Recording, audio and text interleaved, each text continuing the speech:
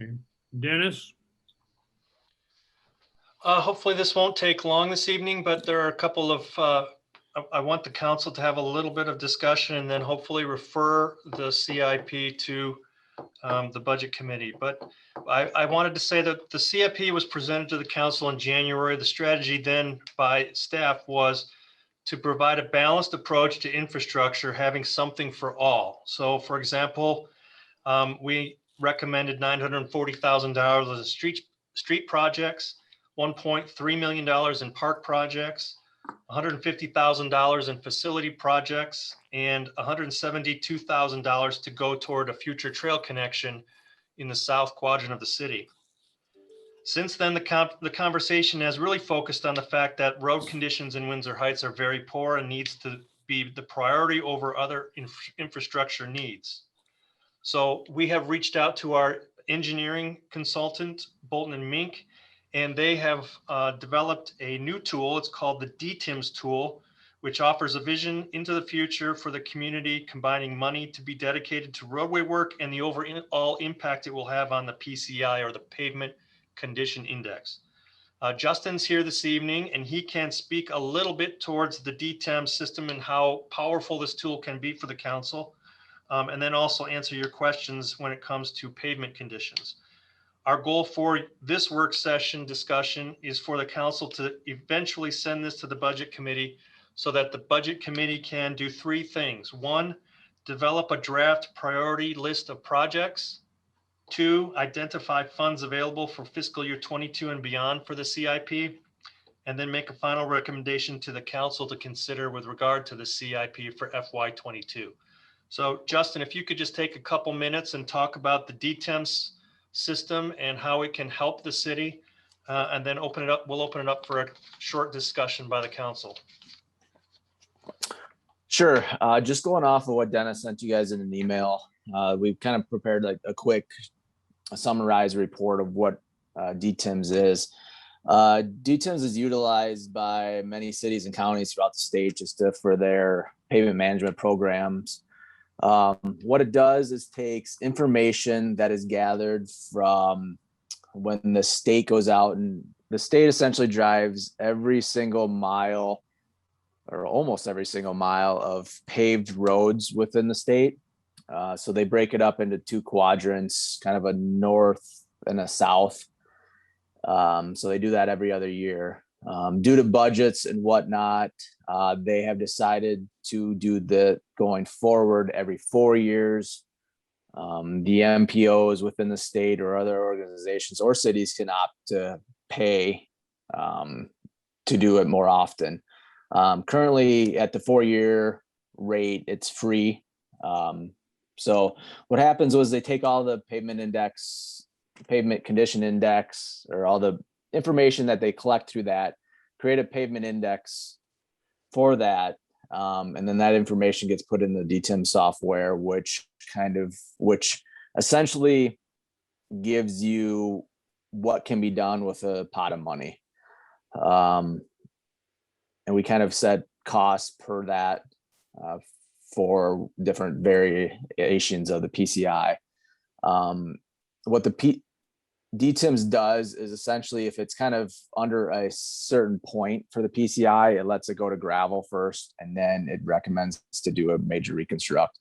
The DTIMS is looking at pretty much doing the cheapest thing possible for a fiscal year to get you by to keep a certain PCI rating. In that report that Dennis sent out, the main thing that we have to determine for this is your yearly budget. In that report, I believe it's page 4, there's a table that shows how much you can use, what your pavement index is per your yearly allotted budget. So for instance, if you budget 1 million a year, you can kind of see that your pavement index rating goes down. 2 million, you're going above a certain amount. 2.5, it's higher than that, and 5 million a year, it's higher than that. These numbers start to taper off at a certain year just because we didn't submit maintenance like crack sealing, pothole filling, which is done in-house. So it's hard to just give a cost and to that. So that's why you see where it kind of tapers off after those few years. So the next steps in this program is determine a budget you guys would like to set out per year. And then once we put in that, it'll shoot you kind of a better overall understanding what needs to be done per street. Let's see, just kind of going down the report. We kind of laid that out for you a little bit in the construction year. We showed what the PCIs would change in the projects per kind of phasing. This is what DTIM spit out and what streets to do that is. We would have gave you more graphs telling you what specific construction project was done for the year, but it would have added a lot of graphs to kind of show you what happened. And I think my opinion, it would be too confusing. So the next kind of part is to figure out how much you want to spend a year to get to where you want to be. And another part of that is to determine what an acceptable PCI that the city will shoot for. Every city's kind of got their own, so it's hard. I can't give you just, well, here's one PCI to shoot for. So it's kind of an individual city basis. Des Moines has a different one than some other cities just because they have many more miles to do. Trying to think of some other items of this. I'm trying to, if I missed any. I can take some questions as you kind of go through. If you've gone through it at this time, I don't know what else kind of to go through. But like I said before, the biggest thing is determining what yearly amount you want to spend and kind of a PCI that your goal is to do. This is all kind of a program based. The only information we really put in there was kind of the cost per a treatment type. We've used that from other costs that we have through projects. So other than that, it's taking data from whatever the DOT drives and the consultant they hire for that. Not sure if I made things more muddier or clear things up a little bit, but Justin, I have a comment or a question, maybe Yep. wrapped into one. And that is, now that we've hired the consultants for the flood mitigation. Yep. I would think that would be a part of the CIP. Yep. And I think it'd be a prominent part. I mean, we don't have any reports yet on that. Sure. That would be one. And I really appreciate the fact that the streets that we're that are in progress right now, it's a complete street makeover from the bottom up. And so I think that's the way to do it. It's more costly, but it'll certainly serve the citizens well going forward. So I know we have 73rd to look at somewhere in that CIP too. Yep. And just kind of a note on that, Mike, is that DTIMS only takes road conditions. So this is kind of a part of your CIP building. What we give you is just the road surface. So when you talk about, like that flood mitigation or water, sanitary sewer, that's kind of a component to the CIP, which the DTIMS is just your pavement. I just kind of I didn't touch on that before. I just want to make that clear too. Yeah, I appreciate that. Yep. One other thing on this is 100% data driven. So the only inputs are budgetary, which is what we're hoping the budget and finance committee can help us get to. And then the other thing is that this is the first true GIS application for CIP planning that the city has ever really undergone. We just got our Esri GIS licensing software back in December. We spent quite a bit of time truthing up a lot of our field data to make that software licensing fee really worth it. And so now we have the capability to do this kind of thing. So what you guys have got in the past, I guess you could make the case that it's kind of a GIS product, but this is the strength of GIS, and it's it's pretty complicated. But just as a little bit of background on that.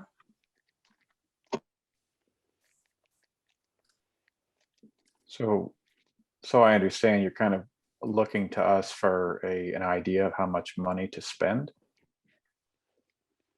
Yes, that's one key component. And the other key component is the prioritization list of these different infrastructure needs. So Mike Lafredo, he spoke as an example, he spoke about flood mitigation. So that's high up on his list. Well, everybody has priorities that are in their head on their list of infrastructure needs, and we need to kind of compile that into a council prioritization list. And what I'm hoping is that if the budget committee can take this on, they can get the numbers from Rochelle that show them what she predicts money is going to be available for capital going forward. For example, in the budget FY22, there's $2.5 million that could be applied wherever the council wants to apply it. And then the second thing would be to say our number one priority is going to be streets. And then the next item would be flood mitigation, and then put some weight behind how important those are, and then make a recommendation to the council so that this discussion could be had on a more abbreviated way, and then come to a conclusion on those two key elements.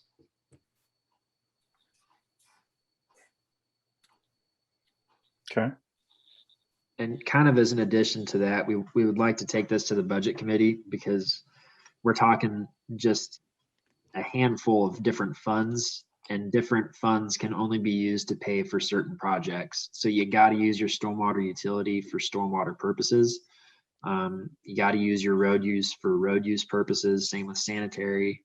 So there's just so many balls to juggle on this one that we feel it's best to probably take this to the budget committee, because it's going to be kind of trying to strike a balance, and then making a recommendation to the council on what those allocations look like from each fund balance. So just because we're doing a ton of streets doesn't mean that we can't also do some stormwater projects, because there's stormwater money that can only be used on stormwater items, if that makes any sense. Yeah, I mean, I think that's what Dennis was saying to begin with.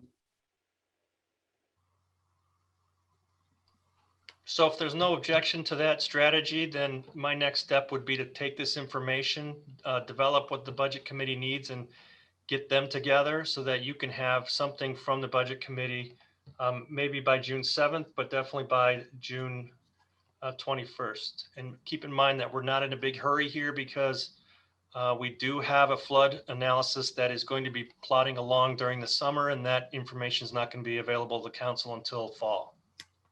Right. I do have one question, just because I don't know. The master streets plan dated 5/10/21 that we received in the email from you, Dennis. In the graph, it shows like total score, and then some numbers are colored in green. I kind of looked for You looked for the main thing to tell you what green means. yes, and I couldn't find it. So Okay, Justin, what does green mean? In that master plan, so I'll start this. If you look at the headers, Yeah. other columns, there's a kind of a footnote number next to it. yep, If you look all the way down on page 6, unless for some reason it didn't print out well, there should be headers there. There should be notes.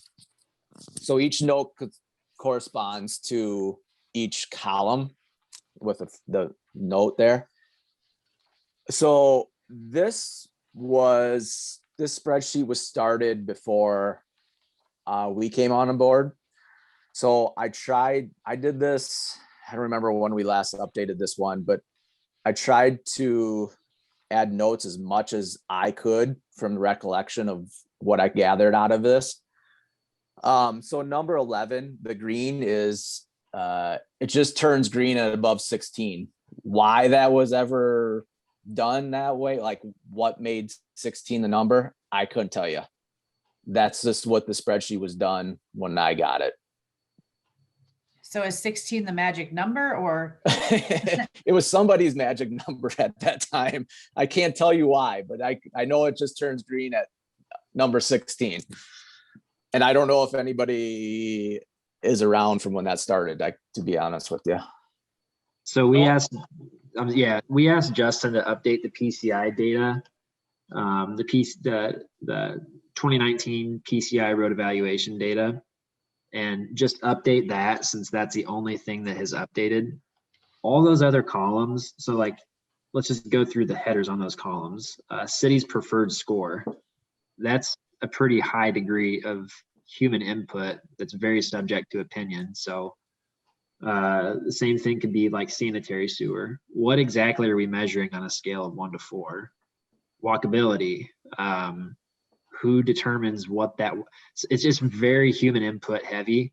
And when you say master streets, that's a term straight from the MPO. It really emphasizes walkability. And the council's priority, I think, since this tool was adopted, has shifted dramatically on the opposite direction of, like, I'm going to just say the S word, away from sidewalks. I see a smile from Susan there because she lived through it. And so at our last discussion about the CIP, you guys asked for us to update the PCI ratings in this. And so we did that. And then projects that had like a slip lining or HMA overlay or a full depth PCC patch, we updated those because those are known hard facts.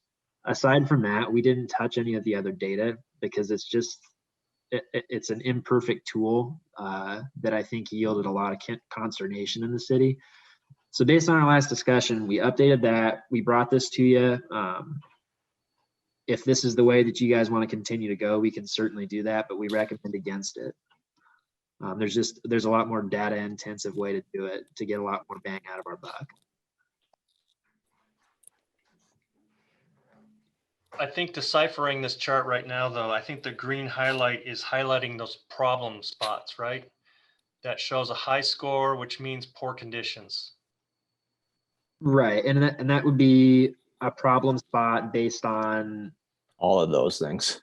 Yeah. Yeah, some inputs that are very imperfect.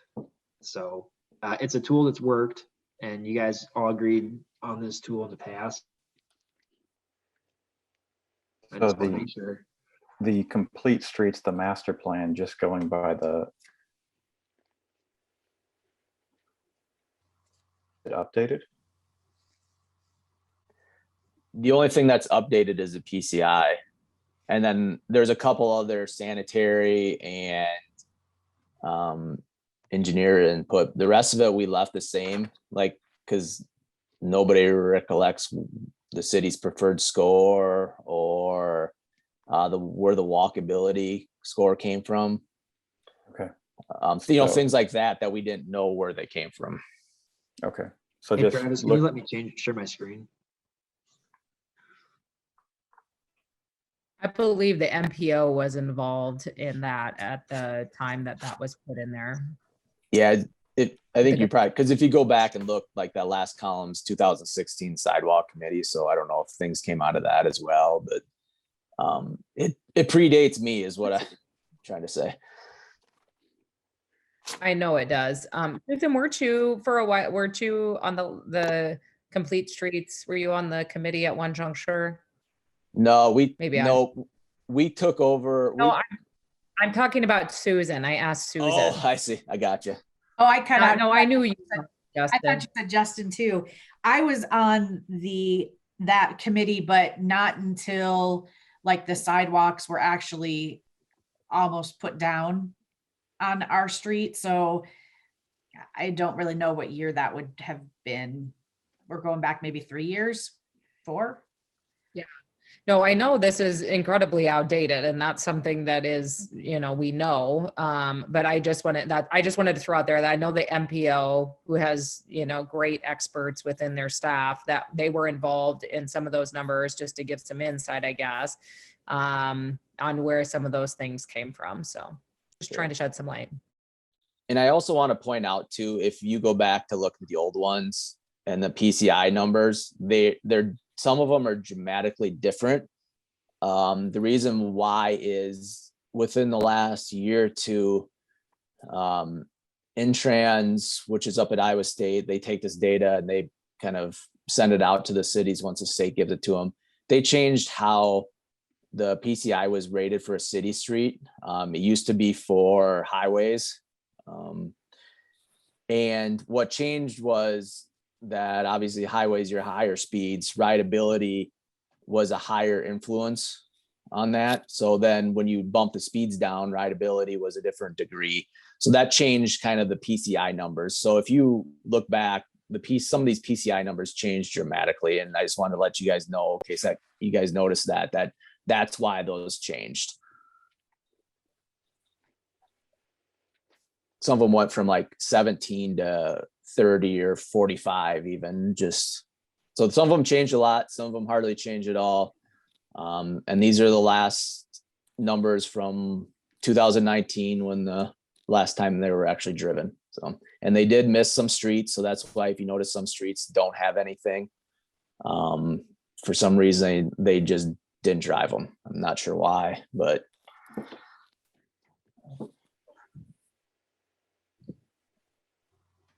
Are you wanting us to pick out streets? So for now, we're asking for the council. So we brought this back to the council because you guys specifically asked for it. We just want to make sure we're doing exactly what it is that you want us to do. But at this time, we're asking that you send it to the budget committee to weigh all the options between the different revenue streams, and the data that we now have processed. I thought that's what Dennis was saying earlier, to take it to the budget committee. Yep, that's our recommendation. Yeah, so once a budget is determined more for what you guys want for streets, then we can nail down the DTIMs a little bit more and then spit out a little bit more graphs and data to show what that recommends per pavement or a project for each kind of street. Otherwise, I'd be spitting out 10 to 15 maps per budget, and that's a lot of maps to look at. Colors blend together and whatnot. So just curiosity, since kind of Mike Jones made a comment and it kind of made me think about this, is since you've stated that this, whatever we have, the master streets plan, since you say, that a lot of this is subjective, for lack of a better term, information, should we be looking at a different way to present this to council for in the future, and like take away some of the stuff that we don't need or it doesn't really influence our decision? And if you have it back for you guys, great, you know what those things mean, but I don't. So is that something that we're looking into? Yeah, Susan, I think you're on the right track. I think that from what I've heard from council discussions, the focus should be on streets, and there are so many street projects that should be done.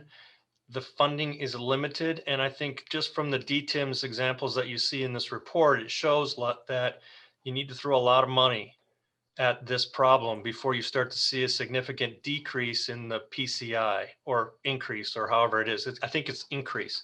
So hopefully the budget committee can look at this and use this as a tool to help them focus the money for the infrastructure that's needed. And then the staff can come back and say, here's what the program's going to be going forward. Here's what we're going to update every 2 years with the MPO, or 4 years, however we decide to go. And then here's how we're going to also take a look in updating the other complete streets elements, like storm, sewer, sidewalks, things like that.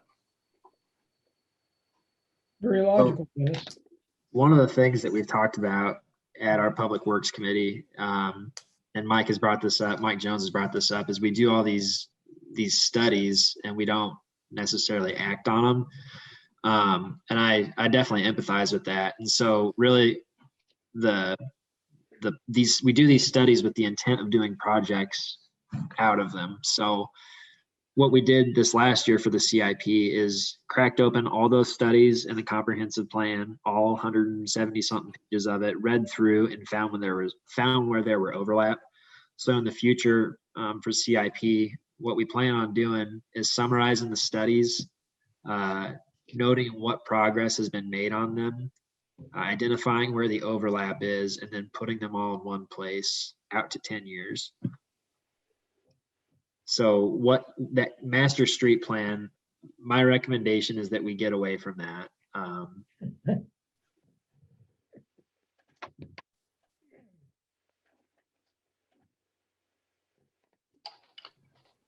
Okay, if there aren't any more questions or comments about this, then our next step is to go to the budget committee and then see a recommendation to come back to the full council, if that's okay with everybody else.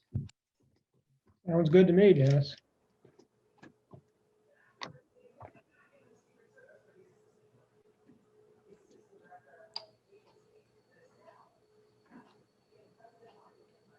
Yeah, Mr. Dave, you're Burgess, muted. David. Oh, well. With that intent, I take a motion to adjourn with the intent to take everything that we have there, plus some other information that can be acquired, and take it all to the budget committee. So moved. Second, Roll call. Susan Skiris, yes. Joseph Jones, Yes. Mike LaFredo, Mike Jones, Yes. and Teresa Harms. Yes. Okay, folks, we're adjourned. Thank you very much. Dennis, you got enough to go on? Of course. Thank you, everybody. I really appreciate the time put in tonight. Have a good evening. Thank Thanks, you. Dennis. You too, Dennis.